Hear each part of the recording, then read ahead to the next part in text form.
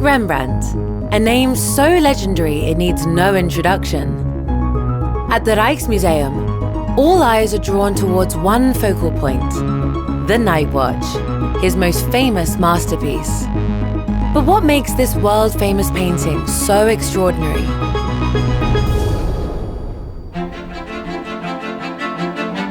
One of the main reasons the Nightwatch is so iconic is that Rembrandt broke the conventions of his time, such as his far more drastic use of light and shadow. But there were more rules he chose to defy.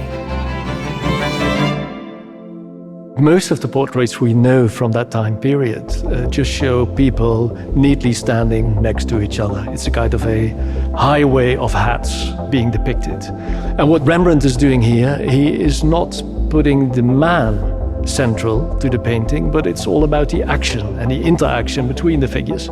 And Rembrandt knows exactly how to steer our eye through the composition to really feel what kind of drama and narrative he wants to capture. And that makes this painting completely different from all of the others that have been made in the 17th century in the Netherlands. Rembrandt uses subtle lines of movement to guide the viewer's eye to two figures, Captain Frans Bannekoek and his lieutenant, Willem van Rautenburg. The captain, a lawyer in daily life, gestures to start marching out. His lieutenant, dressed in dazzling white and gold, stands proudly at his side. Surrounding them is a carefully orchestrated chaos. There are 3 musketeers, each captured in a different stage of handling a musket. One is loading, another firing, and the third clearing his weapon. To add even more motion, Rembrandt includes a drummer who appears to be giving the signal to march out. Notice how a dog barks excitedly in response to the drumming.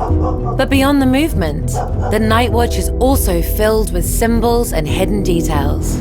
I have a specific favorite piece in the painting, and that is the shadow of the hand of Frans Bannekoek. This shadow is cast on the costume of Willem van Rautenburg. And then in between his fingers, within the shadow, we see 3 crosses, and these are the crosses of the coat of arms of Amsterdam.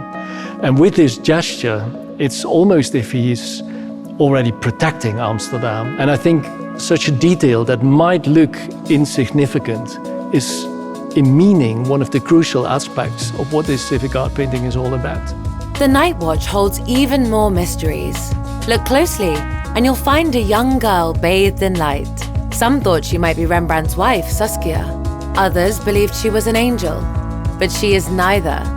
She symbolizes the civic guard. The dead chicken on her belt refers to their coat of arms, a golden claw.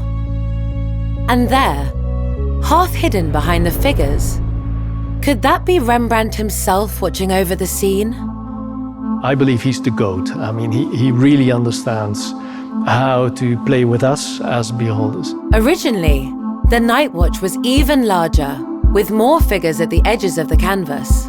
But why was it cut down? Because it had to fit between 2 doors, and that was when the painting moved to the town hall on Dam Square, now the Royal Palace. It was trimmed off on all 4 sides, and especially on the left side, a large strip of canvas was cut off.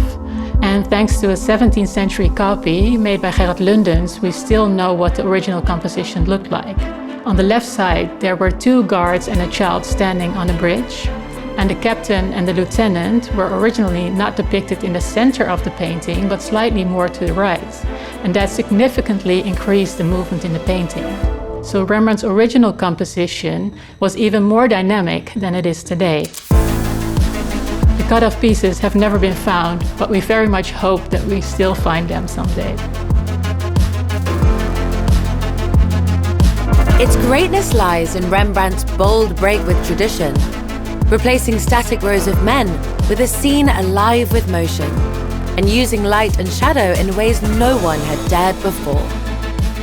That is why the Nightwatch remains so special.